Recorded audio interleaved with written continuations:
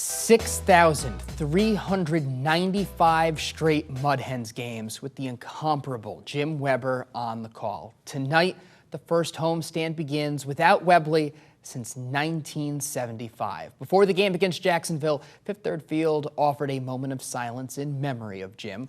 We were there to hear the stories of those who loved him as an announcer and friend. If you're able to please stand and help us honor our longtime play-by-play announcer and our dear friend Jim Weber, who tragically passed away last week. Jim was a legend in his field and a staple of Toledo Mud Hens baseball for the past 49 years. Please join us for a moment of silence as we remember our friend and forever Mud Hen, Jim Weber. I heard the moment of silence on the radio coming here, and you know, this is a fellow that was put in a place where he had did a lot of controversial things. You know, he's on the radio. For going that long, just talking, you're bound to make mistakes.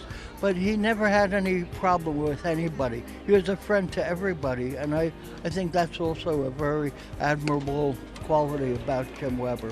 I had a lot of memories here. I saw a triple play. I saw an in-the-park home run, and it was that much better because Jim Weber was making the call on special events like that, and I think that was very worthwhile. Here's one to deep center again, out towards that 406-foot sign. Way back and gone!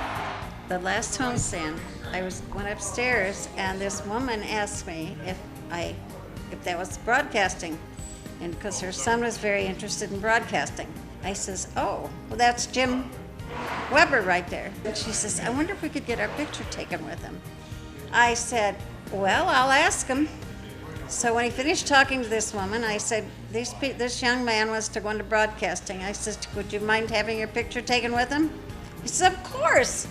The mother took the picture, and then he said, do you want to come in and be in the picture too? She says, yes, and she ran up and they got a picture of all three of them, and they were just so happy. The young kid was just such a happy camper that Jim took the time to do that for him.